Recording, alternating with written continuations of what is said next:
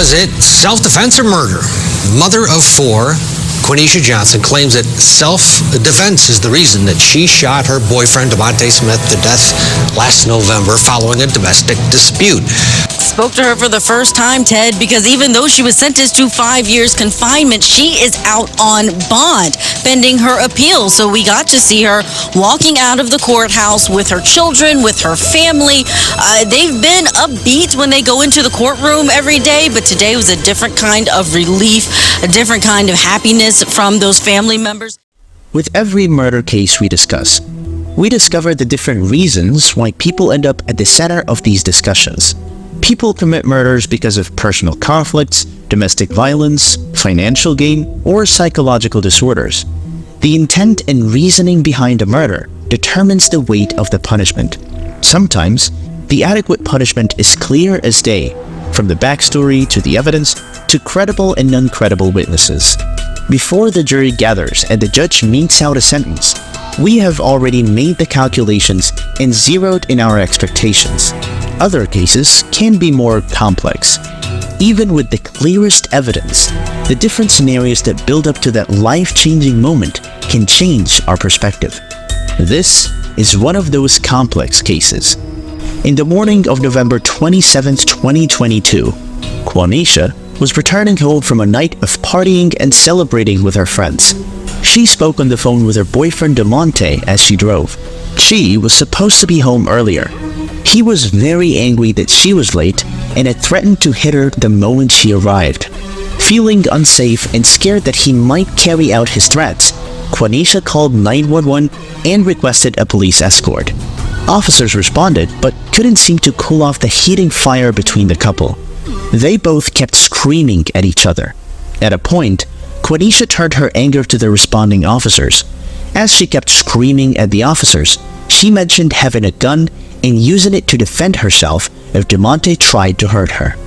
Perhaps the officers did not think she would have to do anything. Regardless, she was advised to leave her firearm in her car. The officers asked Quaneesha and Demonte to get back inside the house and try to calm down. The couple went in, and the officers remained on the scene. They planned to attempt to de-escalate the situation again, but after they had both had time to cool off. Quaneesha did not remain in the house for long. She went into her car and grabbed a metal rod and her gun before going back into the house. Just moments later, a gunshot was heard from Quaneesha's home. Demonte, as he struggled to remain on his feet, staggered to the police officers and told them what had happened in the house. Quaneesha had hit him in the head with the rod and then shot him. Before he collapsed, he asked the officers to help him before he died. Quaneesha was arrested moments after and was taken into custody. Sadly, a ride Demonte had called earlier arrived, but he would never be able to leave. Demonte did not survive his injuries. From trying to settle a domestic squabble, the police now had a murder on their hands. Was this the self-defense Quaneesha warned the officers about? Was it self-defense or murder? Mother of four, Quaneesha Johnson claims that self-defense is the reason that she shot her boyfriend, Demonte Smith, to death last November following a domestic dispute. Police responded to her 911 calls, but the shooting happened after they left her house. Did Quaneesha act out of rage and malice? What happened when Quaneesha and Demonte went into the house? Quaneesha Nicole Johnson was born in May 1993. She spent most of her life in Philadelphia and recently relocated to Atlanta, Georgia. She is a 30-year-old behavioral health technician and a mother of four. On December 1st, 2021, she moved into a 3-bedroom, 3-bathroom, 2-story rental property on Edenberry Lane in Lithonia. The lease to the property was in her name, as well as the utilities. With her 4 children belonging to different fathers, Quaneesha did not seem to be very lucky in relationships. However, it was obvious that she was an ambitious woman who cared about her children. Demonte had graduated from the University City High School and the College of DuPage. Before he started seeing Quaneesha, Demonte had 3 children of his own, and at the time of his death, he was 29 years old. How Demonte and Quaneesha met and how long they had been together is not really known, but the couple had a baby together. A month after she gave birth, Demonte moved into Quaneesha's home in Edenberry Lane sometime in October. According to Quaneesha, Demonte was going through legal and financial struggles. He had recently been released from prison for felony charges. Things were a bit rough for him, and he had nowhere else to go. Living together did not go as the couple planned. Within a few weeks of Demonte moving in, they argued endlessly. During their many arguments, Demonte would usually threaten to physically harm Quaneesha. These remained ordinary threats for some weeks, but in early November, Demonte made his threats a reality. In the week of November 6, during one of their arguments, Demonte grabbed Quaneesha and slammed her into the ground. According to Quaneesha, this incident put her on her guard. 2 weeks after being physically assaulted by the father of her child, Quaneesha got invited to a birthday celebration. She had just gotten out of a 9-month pregnancy, was working full-time, and nursing a 2-month-old, and was desperate for some time off. One of Quaneesha's friends was celebrating her birthday in a nightclub on November 26. Demonte and Quaneesha deliberated and decided that the scenery change would be good for Quaneesha. She left all 4 children in Demonte's care and assured him that she would be back by 6 a.m. on November 27th. Quaneesha kept her boyfriend in the loop through phone calls. Sometime during the night, she told him that she and her friends had gotten into a fight with some other group at the club. It was not a serious fight, they just screamed at each other for a while and ended up leaving the club. But Demonte was a little concerned, and his concern grew into worry when 6 a.m. rolled by, and Quaneesha was not back at the house nor called to reassure him. He was worried that the screaming match at the club had turned into something bigger, and perhaps the mother of his 2-month-old child had gotten hurt. Demonte called Quaneesha, but her phone was turned off. He then called 2 of her aunts, Rochelle and Andreas, and told them of his dilemma, and they all became worried that they could not reach Quaneesha. They began to call local hospitals and jails, hoping to locate her, but they just could not find Quaneesha. Demonte's worry somehow turned into anger as the hours went by. He believed Quaneesha had intentionally turned her phone off and was busy cheating on him and making him out to be a fool. He sent her threatening text messages about how he was going to hurt her the second she got home. Around 9 a.m. on November 27th, Quaneesha finally turned her phone on and saw all the text messages Demonte had left her.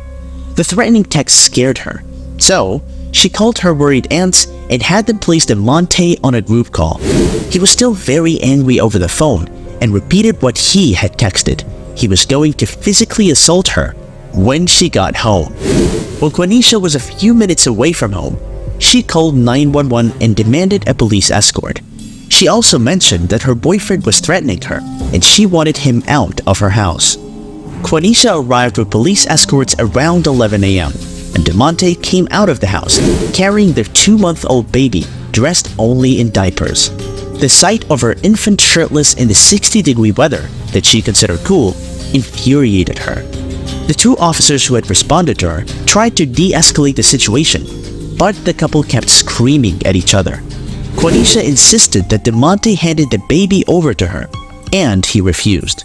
The police deputies, in an attempt to prevent conflict, asked Demonte to hand the child to Quaneesha, but he still refused to. Quaneesha went on yelling about how Demonte was not the father of the child he was holding, and he was not on the birth certificate. She bluffed about disappearing for another 3 hours and asked what Demonte would do if she did. The police kept trying to intervene in the situation, but Quaneesha became aggressive toward them as well. They finally got through to the couple and convinced them to go cool down at the house. Demonte went into the house first. Quaneesha would go in after him, but before she did, she warned the officers of what might happen if Demonte put his hands on her. She mentioned that she was a licensed carrier and this residence was in her name. If Demonte tried to hurt her for the second time in 2 weeks, she would shoot him in self-defense. She also mentioned that she had looked up the self-defense law. You tell me my age tonight, so when I shoot him for self-defense, then what? Because I'm like this, so if I shoot him in my age residency, because he's in here for the me for the second time, then what? I'll help him. You hear this, right? You heard what he just said? I'm going to ask you tonight. So when I shoot him, and I get all the cops to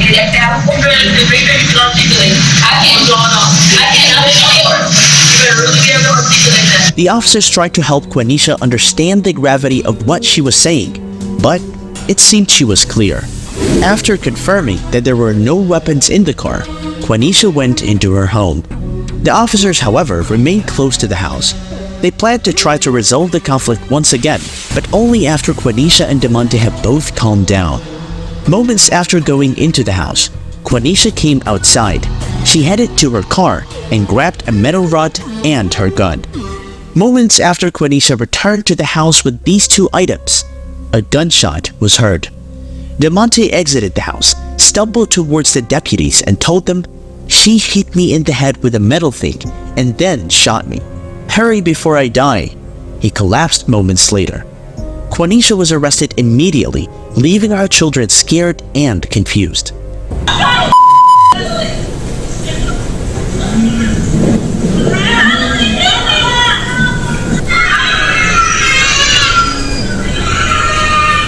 As she was dragged with handcuffs past the car that Demonte was in, she was heard screaming "bye" multiple times. A rideshare that Demonte had ordered arrived at the house, but he had to be transported via the police car. Demonte was transferred to the Emory Hellendale Medical Center, where he succumbed to his wounds. Investigators discovered that after Quaneesha went back in her car to grab her gun and the metal rod, she directed her 7-year-old to call 911. She told the child to report that Demonte had hit her. According to officials, she then hit him on the head with the rod and shot him. Quaneesha was held at the DeKalb County Police Headquarters, and when she was questioned, she confessed that Demonte had not hit her that day. Demonte was also believed to have tried to leave the home, as Quaneesha initially wanted. Quaneesha Johnson was charged with voluntary manslaughter, 1 count of malice murder, 2 counts of aggravated assault, family violence, 2 counts of cruelty to children in the 3rd degree, and possession of a firearm during the commission of a felony. Before the trial, the defense tried to get Quaneesha's charges tossed with an immunity claim. The point of this first hearing was to get the judge to look over every aspect of the case and decide if self-defense was actually needed at Quaneesha's home that morning. Prosecutors believed there was no threat to Quaneesha's life at the moment, and she grabbed weapons with the sole intent to kill. The defense argued that Quaneesha was trying to defend herself from the abuse Demonte had put her through in the past. According to defense, Quaneesha had to get weapons for her protection, since the police had failed to adequately intervene. However, the prosecutors were able to successfully argue that Quaneesha did not need to pull the trigger. The immunity claim was dismissed, and the case was transferred before a jury that had already been selected. On August 22, 2023, Quaneesha Johnson's trial began. Prosecutor Farhan Shah delivered the stage's opening statement. He ran the jury through the events that led to the crime. From going clubbing to Demonte threatening her on the 3-way call with her aunts, he also mentioned that Quaneesha had told the police that she did not take Demonte's threat seriously. Regardless, she called 911 3 times on her way home. The first she called, the police responded to her location, but she was not home.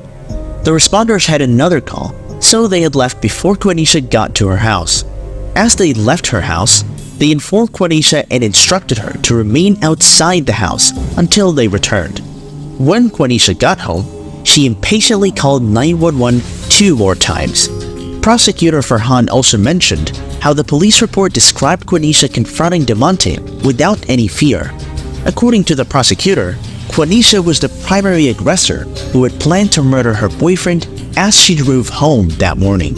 Holding his infant child, and she fearlessly approaches Demonte and tries to grab the kid. And then, not only that, the entire time, y'all get to hear she says things like, "That's not even your baby. That's not even your kid. You're not even on the birth certificate. I'm going to disappear again for 3 hours. What are you going to do then?" This is all in front of the police. Defense attorney Michael Sterling gave the opening statement.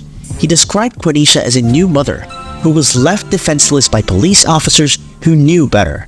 She was getting threatened by Demonte, and she asked for help. as the law had instructed.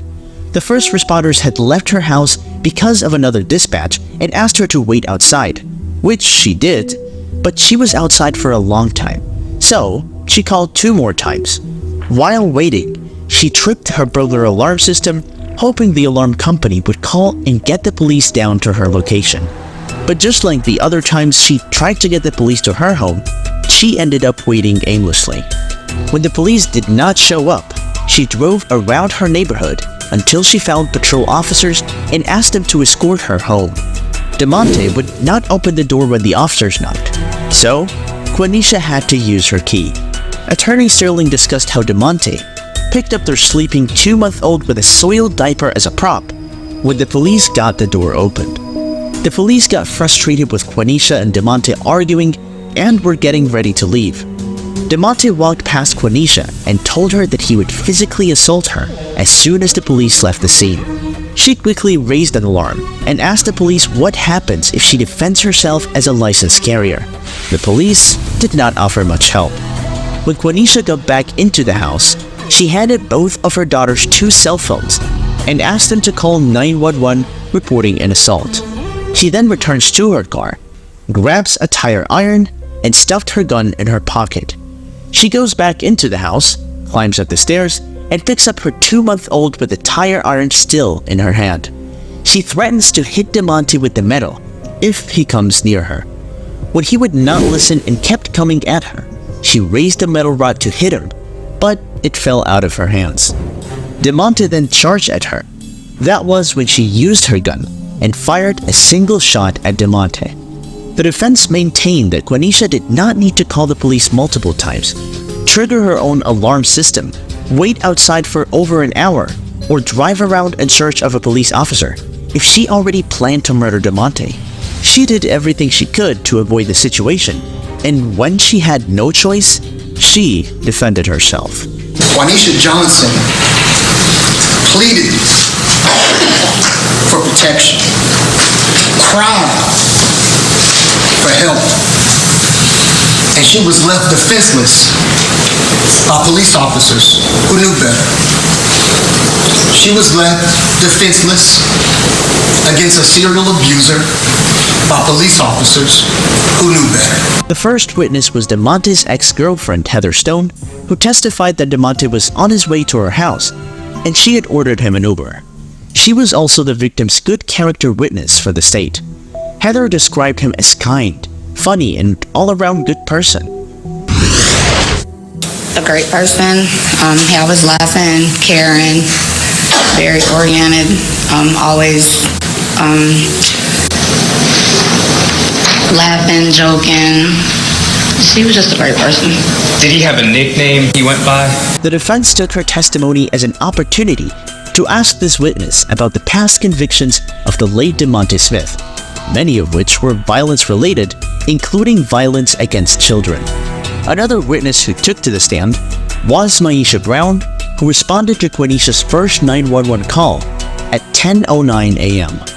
Maisha was questioned regarding the first call, the second call made at 11:04 a.m., and the third call made at 11:40 a.m. Repeat your question, what do you say? Do you have any indication, does communications have any indication in the transcript or otherwise that there was contact made direct contact made with the caller by an officer? Yes. And what time was that? At 10:29 a.m. Time was the second call made, if you're able to say? At 11:04 a.m. On the second day of trial, Quaneesha's now 8-year-old daughter Angela was brought to the witness stand by the prosecution. The call Angela made upon Quaneesha's request was also played to the court. I'm just 10:01 and I feel like I'm in danger. What's the address? When questioned by the defense, Angela testified that her mother asked her to call 911. Now, when your mom came into the house that day, she asked you to call 911? Yes. She gave you her phone? Yes. And did you know that there were police already outside that day? No. Okay. Did she tell you why she wanted you to call 911? Cause he was hitting her. Okay. And Demonte had hit her mother, but she did not see most of what happened. However, she heard a gunshot. And you said that you heard a gunshot? Yes. Did you actually see a gun? Did you see your mom pull a gun and shoot? I didn't see her pull a gun. When the prosecution questioned Angela, her story wavered. She had initially told the police officers that Quaneesha had hit Demonte with a metal pole. However, when asked in court, she said Demonte had used the pole against her mother. Did you say your mom and Dola went upstairs and mommy hit him with a pole? No, Dola hit him with her pole. Okay. Another piece of evidence presented to the court was the ring camera footage captured after Demonte stumbled out of the house, asking the police for help. Quaneesha stormed out yelling, "I told you blank would do it." There was a debate as to whether the pronoun used in that statement was I or he. The state's investigator testified that he heard her say, "I told you I would do it."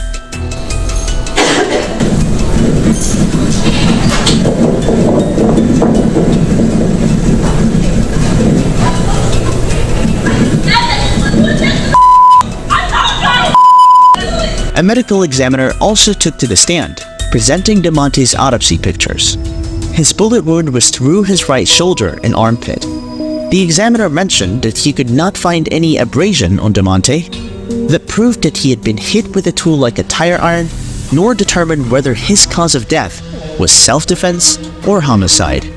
The defense finally brought Quaneesha to the stand, and she recounted the events from November 26th to November 27th, 2022. I let Demonte know where I was going. That was it. I got ready to go. I leave out. We go to one club. Let's go back. Okay. Tell us a She walked the court through the fight at one of the clubs and how she had shared her location with Demonte after she told him about the said fight. And what's the name of the place you were working? It's called Taste. Okay.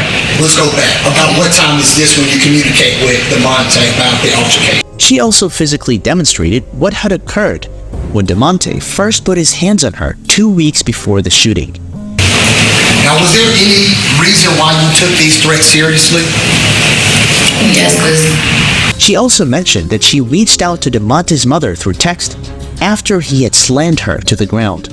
and I contacted his mom, or tried to contact his mom.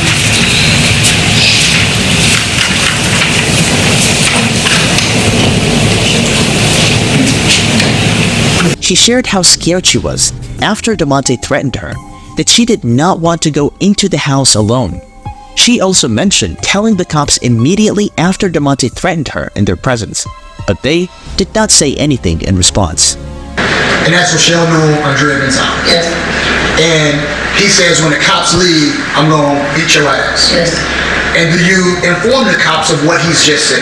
Immediately.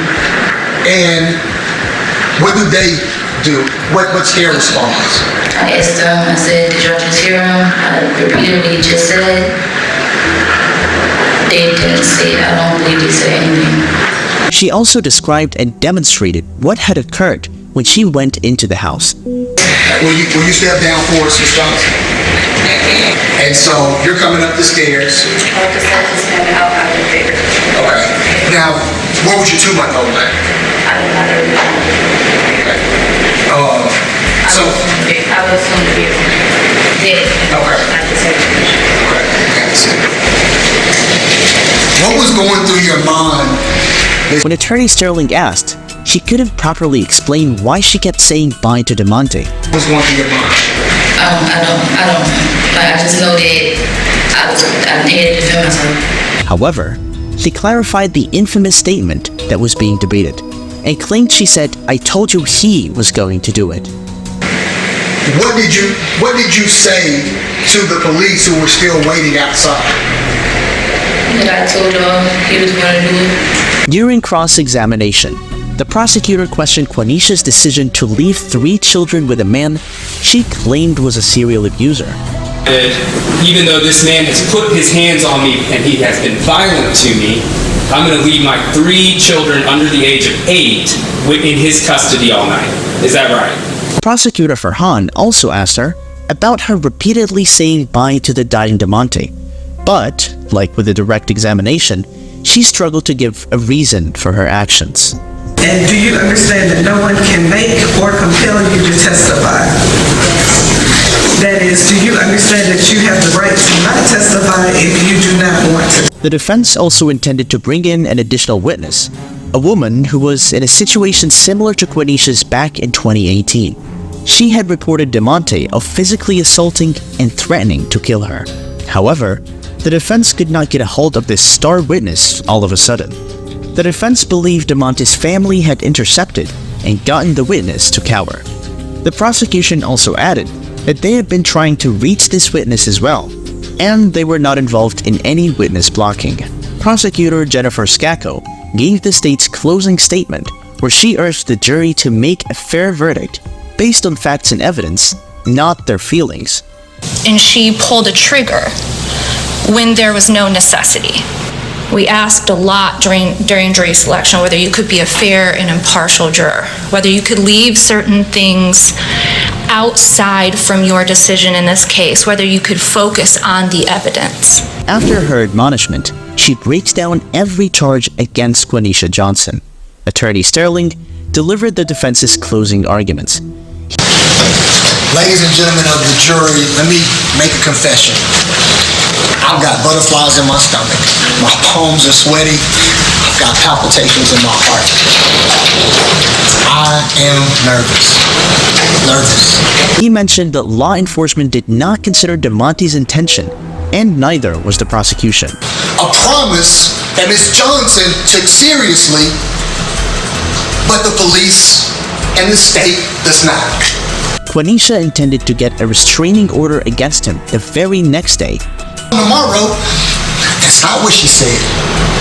What she actually said was, yeah, we'll see what happens when you're gone tomorrow when I get a restraining order against you. But Demonte Smith had not only the intent to hurt her, but the history to back it up. He had not only slammed Quaneesha to the ground, he had also punched his own 12-year-old son in the face. Quaneesha did everything right by the book, and went a step further by having her daughters call 911. Demonte had not hit her, but she did not have to wait to be assaulted before she defended herself, according to the law. You don't have to wait until you're getting beat up, till you're wrestling for your weapon, until you're getting bruised and battered again. You don't have to wait. It's sufficient. During the jury's deliberation, they requested to see the body cam from when Demonte was shot and stumbling. They mentioned that the audio is very noisy and they could hear anything of importance. After the jury's deliberation was complete, they returned with a verdict. On August 25, 2023, Quaneesha Johnson was declared not guilty on her first count malice murder. Spoke to her for the first time, Ted, because even though she was sentenced to 5 years confinement, she is out on bond pending her appeal. So we got to see her walking out of the courthouse with her children, with her family. They've been upbeat when they go into the courtroom every day, but today was a different kind of relief, a different kind of happiness from those family members. She was, however, found guilty of 6 other charges: voluntary manslaughter, 2 counts of aggravated assault, family violence, possession of a firearm during the commission of a felony, and 2 counts of cruelty to children in the 3rd degree. Judge Sean Deanna C. Morris scheduled the sentencing for August 28, 2023, the very next week. Attorney Sterling mentioned the possibility of working out a deal with the state before the sentencing date. On August 28, 2023, Judge Morris addressed the court and mentioned that Quaneesha did everything right. The police should not have left the 2 people in conflict alone. On the day of the incident, Ms. Johnson, I believe that you took all the necessary steps to ensure your safety after Mr. Smith had threatened to inflict bodily harm upon you. And it does not matter that you stayed out all night, or even if you stayed out for a week and leaving your children with whomever. To 20 years of voluntary manslaughter. Quaneesha is to spend 10 years in confinement, with the first 5 years in prison and the second 5 years under house arrest. The remaining 10 years of the sentence is to be spent under probation. Her house arrest sentence included employment, medical visits, and minor children's school activities conditions. She can only leave her house between 6 a.m. and 6 p.m. She is also not allowed visits from anyone with a felony conviction. As follows. As to voluntary manslaughter, I will sentence you to 20 years to serve 10 years in confinement. Her count 2 aggravated assault charge was merged into the count 3 voluntary manslaughter by operation of law, and she was sentenced to 10 years, which is to run with her manslaughter charge. She was sentenced to 5 years for the possession of a firearm during the commission of a felony. For her last charge, cruelty to children in the 3rd degree, she was sentenced to 12 months probation. Her children were ordered to see a licensed therapist twice a month for a year. Quaneesha is also required to enroll in and complete parenting classes with her minor children within her 12-month probation. Attorney Sterling requested for an appeal bond and that Quaneesha's current bond conditions be upheld because the defense was filing for appeal immediately. An appeal in this case, so I would request at this time that Ms. Johnson be granted an appeal bond and be allowed to stay out on the current conditions, the current bond she has. Prosecutor Farhan countered this request because, regardless of the circumstances, Quaneesha ended a man's life and was found guilty by the jury. She wanted to be reunited with her children, but Demonte would never get that opportunity. The prosecutor then requested that Quaneesha be remanded immediately. But the jury, as it stands now, has found her guilty of voluntary manslaughter, so the state would be asking for remand to start today. Judge Sterling, however, ruled in the defense's favor and allowed Quaneesha to remain on bond until her appeal. This new bond carries the same house arrest conditions as her convictions. The state was given room to include conditions to her bond, and the prosecutor agreed with the house arrest condition and also included that no weapon must be found in Quaneesha's house. Attorney Sterling also asked that Quaneesha be allowed to go job hunting and attend job interviews. The judge also allowed this, granting that her interviews are between 8 a.m. and 4 p.m. Demonte's sister gave a victim impact statement where she described her late brother as her rock and anchor. In her statement, she talked about how Demonte had loved Quaneesha and was always telling everyone about how lucky he was to be with her. Demonte's mother, Brenda Campbell, also gave her victim impact statement and explained to the court that Demonte was not the monster the defense had painted him out to be. After the court adjourned, Quaneesha was asked in an interview about how she felt during the trial and if she wishes she could have changed anything that happened on November 27, 2022. She communicated that she wished the police had done more than they had that morning. She wished she had gotten her children out of the house and left, but she did not think the outcome would have been different given the situation that morning. What are your thoughts on the Quaneesha Johnson case? Would you say this self-defense or a well-disguised murder? Do you believe justice was truly served? Let us know your thoughts in the comments. We would love to hear from you. If there's a case you would like us to cover, don't hesitate to drop your recommendations in the comment section below. For more captivating true crime stories, like, share, and subscribe to our channel.